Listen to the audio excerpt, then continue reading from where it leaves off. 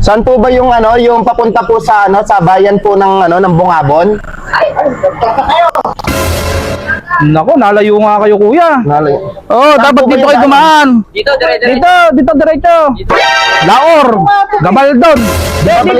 Dito. Hindi siya Bungabon. Ay, bungabon na dito. Laor muna. Arthur, Bungabong sila pupunta 7-Eleven. Oo nga kuya. Dito pupunta Labi. Eh dito, prank lang.